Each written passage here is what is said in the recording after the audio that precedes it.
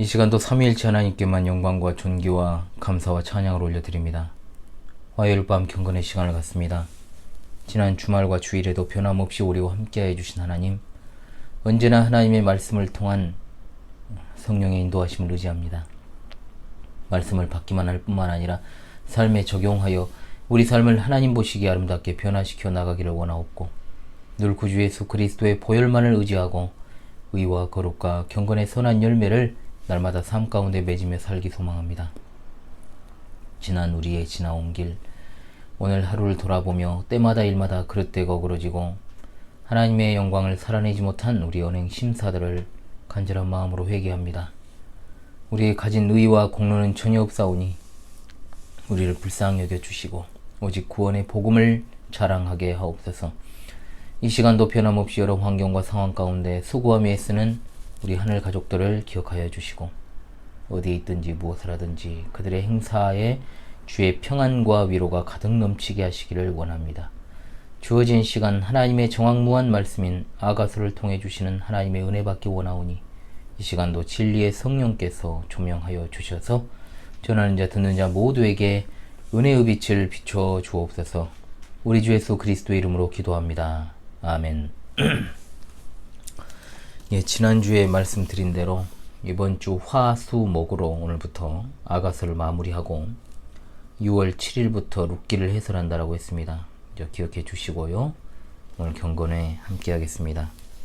제네바 시편가 4장입니다. 제네바 시편가 4장. 제네바 시편가 4장을 함께 부르겠습니다. 내 의의 하나님이시여, 내 기도 응답하소서. 곤란 중 나를 너그럽게 나에게 은혜 베푸시사 내 기도 들어주소서. 인생들 어느 때까지 하나님 영광 바꾸어 욕되게 하며 헛된 일을 늘 좋아하고 좋아하며 거짓을 구하려는가. 여호와께서 자기 위해 경건한 자를 택했네. 너희가 정령할지어다. 우리가 그를 부를 때에 주께서 들으시리라. 너희는 떨며 범죄 말고 자리에 누워 잠잠해. 심중에 말을 하더라도 자리에 누워 잠잠하라. 너는 잠잠할지어다. 주님께 의해 제사 드려 여호와 의지하여라. 사람의 말이 우리에게 선보일 자 누군가 하니 주 얼굴 비춰주소서.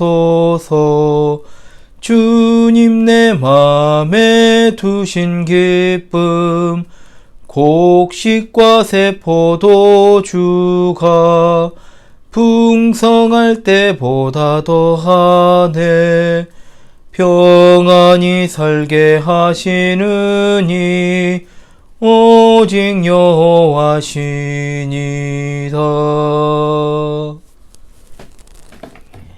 아멘.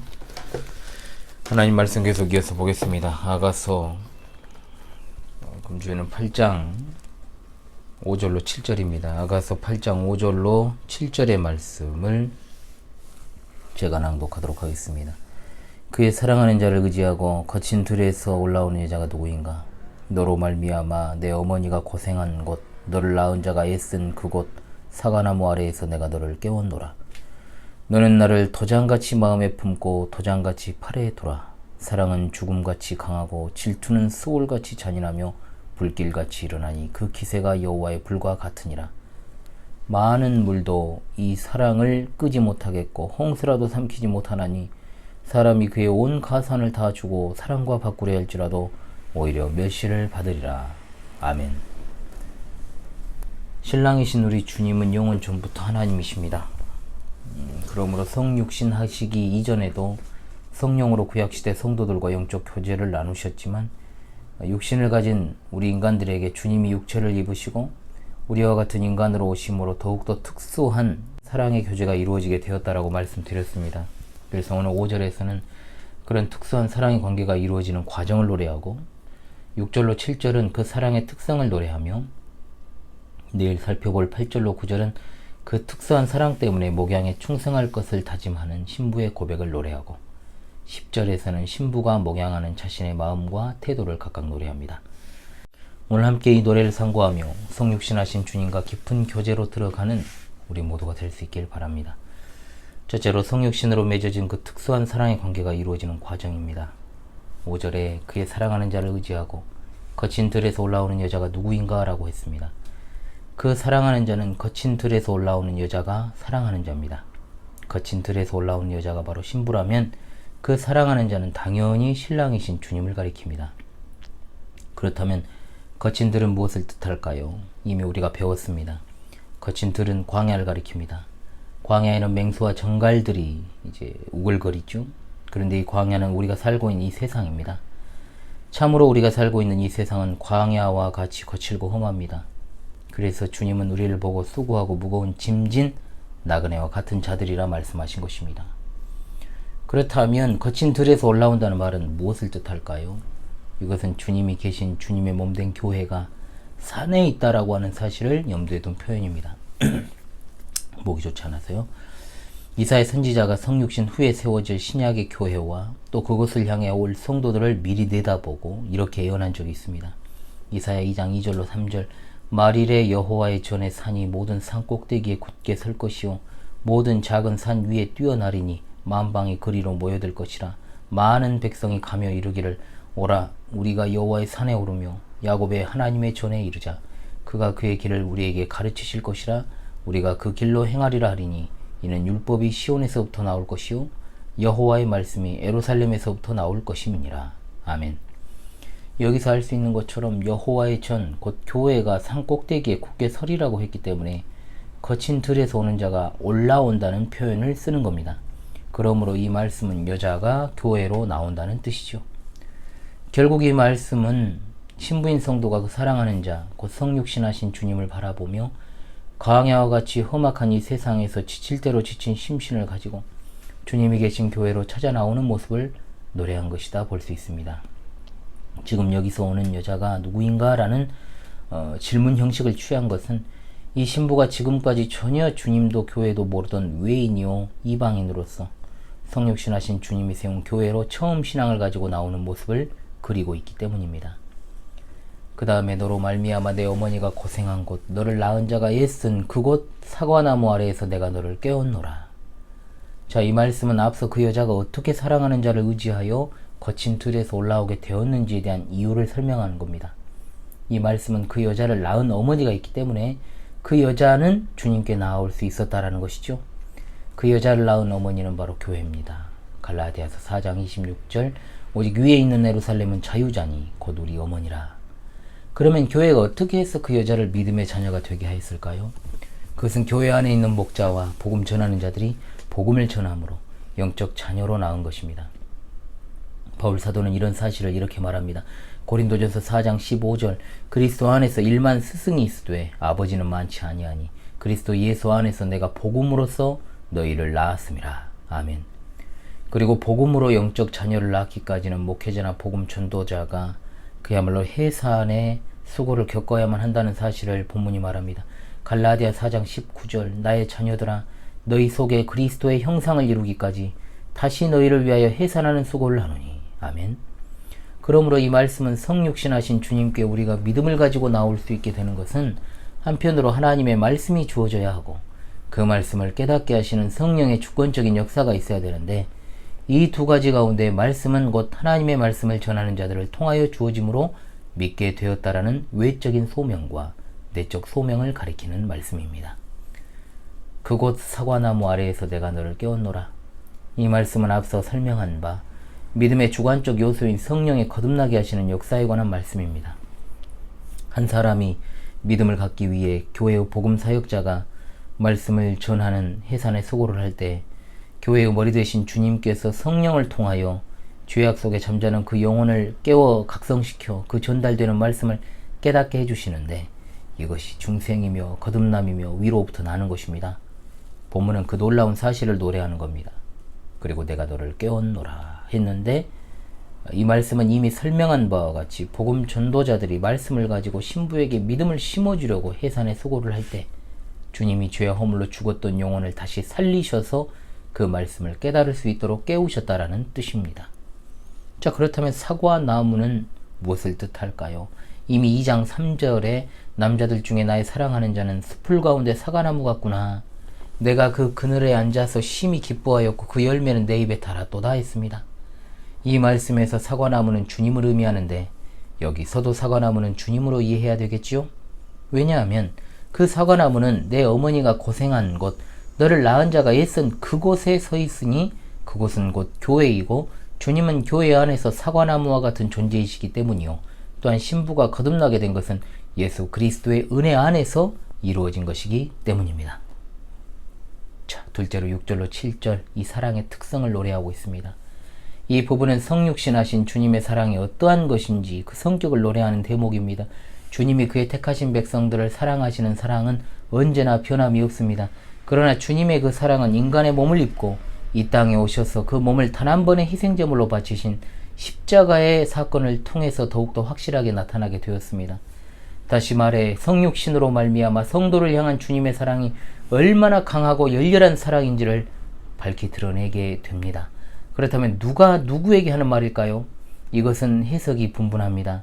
신부가 신랑에게 간청하는 말로 해석하기도 하고 신랑이 신부에게 하는 말로 보기도 하지요. 저는 이것을 신랑이 신부에게 하는 말로 해석을 하겠습니다. 그 이유는 두 가지입니다. 먼저 문맥상 5절에 나오는 신랑의 말씀에 이어 너는 나를 도장같이 마음에 품으라는 말은 신랑의 말로 보는 것이 자연스럽습니다. 또한 내용상으로도 그렇습니다.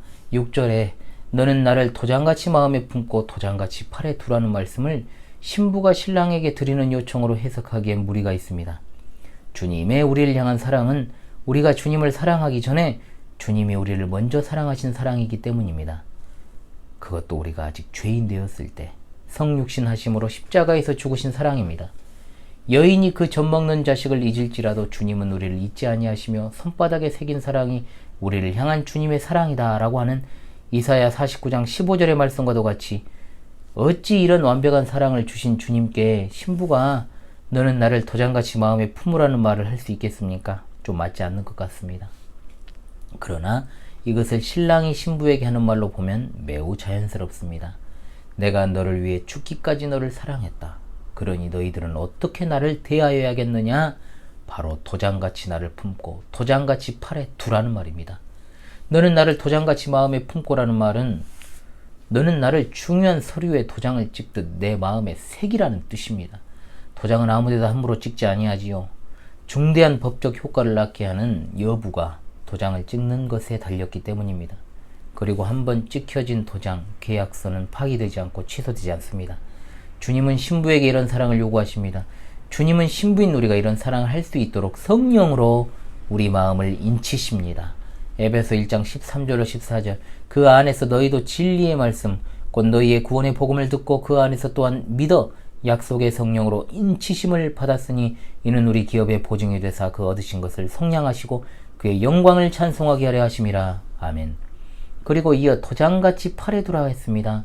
여기서의 도장은 보통 반지로 만들어 손가락에 끼고 다니는 인장 반지를 말합니다. 팔에 두는 도장은 무엇일까요? 바로 제사장이 이스라엘 12지파의 이름이 새겨진 견대를 어깨에 두른 것을 염두에 둔 표현입니다. 출애굽기 28장 11절로 14절에 보석을 새기는 자가 인의 새김같이 너는 이스라엘 아들들의 이름을 그 두 보석에 새겨 금태에 물리고 그 두 보석을 에봇 두 견대에 붙여 이스라엘 아들들의 기념 보석을 삼되 아론이 여호와 앞에서 그들의 이름을 그 두 어깨에 메어서 기념이 되게 할지며 너는 금으로 태를 만들고 정금으로 노끈처럼 두 사슬을 닦고 그 따은 사슬을 그 태에 달지니라. 아멘. 제사장은 백성을 대표해서 하나님께 나아가는 자이기 때문에 이스라엘 12지파의 이름이 그의 견대에 새겨지되 결코 지워질 수 없는 보석에 인치듯 새겨진 것이고 그 이름은 제사장에게서 결코 떨어질 수 없습니다. 이렇듯 너는 결코 나를 잊지 말고 떠나지 말고 생각하며 나의 사랑을 간직하라는 뜻입니다. 주님이 이렇게 우리를 사랑하셨기 때문에 우리도 주님과 형제를 사랑하는 것이 마땅한 줄로 압니다. 요한일서 4장 10절 사랑은 여기 있으니 우리가 하나님을 사랑한 것이 아니요 하나님이 우리를 사랑하사 우리 죄를 속하기 위하여 화목제물로 그 아들을 보내셨음이라. 아멘. 그 다음으로 성육신하신 주님의 사랑의 특성이 나오죠. 사랑은 죽음같이 강하고 질투는 소울같이 잔인하며 불길같이 일어나니 그 기세가 여호와의 불과 같으니라. 계속해서 많은 물도 이 사랑을 끄지 못하겠고 홍수라도 삼키지 못하나니 사람이 그의 온 가산을 다 주고 사랑과 바꾸려 할지라도 오히려 멸시를 받으리라. 아멘. 자, 사랑은 죽음같이 강하다 했습니다. 사람이 누군가를 사랑하면 그에게 무엇이든 주고 싶어 합니다. 그러나 목숨까지 내어주기란 쉽지 않지요. 그러나 주님은 우리를 사랑하시되 자신의 생명까지 아낌없이 내주시는 사랑하셨습니다. 이것이 참으로 강하고 위대한 사랑 아닙니까? 이런 사랑은 우리 주님의 성육신이 아니라면 우리에게 나타나지 아니했을 것입니다. 그 다음으로 질투하는 사랑입니다. 질투라는 감정은 남녀간에 일어나는 일입니다. 내가 사랑하는 자가 나 아닌 다른 사람을 사랑할 때 일어나는 감정. 질투는 또한 내가 사랑하는 마음이 강하면 강할수록 더욱 강렬하게 일어나는 법입니다. 주님은 우리를 사랑하시되 생명을 내어주시기까지 사랑하셨으므로 그에 비례하여 질투도 강할 수밖에 없습니다. 무엇보다 주님과 우리의 관계는 혼인언약 관계이기 때문에 더욱 그러하지요. 우리가 주님보다 더 사랑하는 것을 가리켜 우상숭배 또는 영적 행음이라고 말합니다. 우리가 우상을 섬길 때 하나님은 질투하시고 노를 바라시되 불같은 진노를 바라십니다. 출애굽기 20장 5절로 6절 너는 그것들에 절하지 말며 그것들을 섬기지 말라. 나 여호와 너의 하나님은 질투하는 하나님인즉 나를 미워한 자의 죄를 갚되 아버지로부터 아들에게로 3, 4대까지 이르게 하거니와 나를 사랑하고 내 계명을 지키는 자에게는 1000대까지 은혜를 베푸느니라. 출애굽기 34장 14절에 너는 다른 신에게 절하지 말라. 여호와는 질투라 이름하는 질투의 하나님이니라. 아멘. 여호수아서 24장 19절에도 여호수아가 백성에게 이르되 너희가 여호와를 능히 섬기지 못할 것은 그는 거룩하신 하나님이시요 질투하는 하나님이시니라고 했습니다.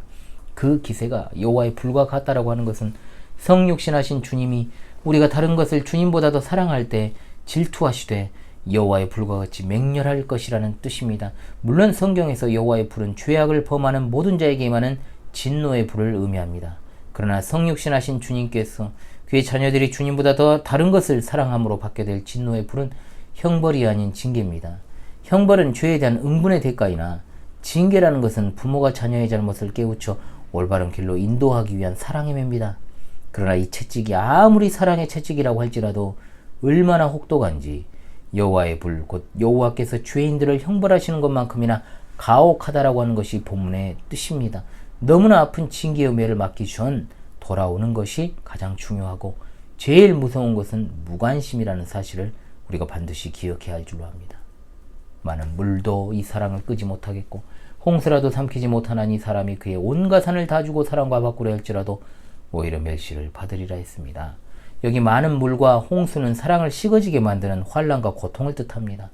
성육신하신 주님이 우리를 사랑하시는 그 사랑은 이 세상의 그 어떤 환난과 고통도 막을 수 없습니다. 주님은 항상 우리를 사랑하시기 때문에 얼마나 많은 고난을 겪으셨는지 모릅니다. 십자가에서 아버지에게 버림받으시는 그 무서운 전인적인 고난은 이루다 표현할 수가 없습니다.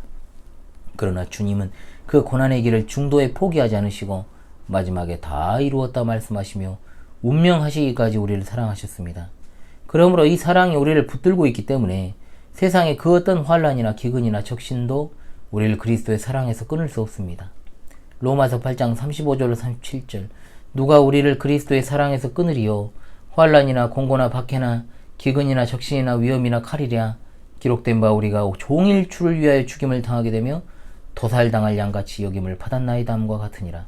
그러나 이 모든 일에 우리를 사랑하시는 이로 말미암아 우리가 넉넉히 이기느니라. 아멘. 또한 이 사랑은 온 가산과도 즉 재산과도 바꿀 수 없는 사랑입니다. 이 말씀은 성도를 향한 주님의 사랑이 얼마나 값지고 귀한 것인가를 말합니다. 주님이 성도, 그 신부를 사랑한 그 사랑은 온 우주를 주고도 살 수 없는 값진 것입니다. 왜냐하면 주님이 성육신 하셔서 자신의 생명을 희생하여 그 생명으로 정말 값으로 지불하고 우리를 사셨는데 주님의 생명은 온 우주보다 더 귀한 것이기 때문입니다. 주님으로 하여금 이런 희생을 감수하게 한 것이 무엇일까요? 그것은 바로 우리를 향한 조건 없는 사랑 때문입니다. 그러니 어떤 사람이 주님의 이런 숭고하고 무한한 가치를 지닌 사랑을 돈을 주고 사려 한다면 이것은 마치 시몬이 성령을 돈 주고 사려고 했던 것과 같은 주님을 모독하는 신성모독이 될 것입니다. 그러므로 이런 사람은 멸시를 받으리라는 뜻입니다. 이해되시죠? 자, 내일 이어서 8절로 10절 부분을 함께 마무리하도록 그렇게 하겠습니다. 기도합니다. 우리 하나님, 아가서를 통해서 성도를 향한 주님의 사랑의 놀라움을 발견하게 하시고 깨닫게 하시니 감사합니다. 너는 나를 도장같이 마음에 품고 도장같이 팔에 두라 하신 것처럼 우리가 사랑할 수 있도록 성령으로 인쳐주신 주님을 더욱더 사랑합니다. 그 무엇과도 바꿀 수 없는 사랑으로 우리에게 다가오신 성육신하신 우리 주님을 생각하며 마음을 다하고 목숨을 다하고 뜻을 다하여 하나님 사랑하기만을 원합니다. 오늘 하루도 하나님의 은혜 가운데 마무리하고자 합니다. 삶의 여정 가운데들 함께 하신 하나님, 변함없이 우리의 지나온 발걸음을 되돌아보고 하나님 앞에서 우리의 어긋난 발걸음을 수정하고 하나님 보시기에 아름다운 삶을 계속해서 살기를 소원합니다. 우리와 우리 자녀들과 우리에게 속한 지체들과 늘 함께 해주시고 언제 어디에서든지 하나님의 귀한 뜻과 사명을 수행하기에 부족함 없는 자들로 세워주시기를 원하옵고 늘 말씀에 깨어 성령의 인도하심 따라 굳건한 신앙으로 살아가기를 소원합니다. 우리 주님 다시 오시는 그날까지 신실하고 순결한 주님의 신부들로 변치 않는 사랑 계속해 나갈 수 있게 도와주옵소서. 이 밤에도 쉼을 주시고 밝은 새 아침을 열어주실 줄로 믿고 의지하오며 우리 주 예수 그리스도의 이름으로 기도하옵나이다. 아멘.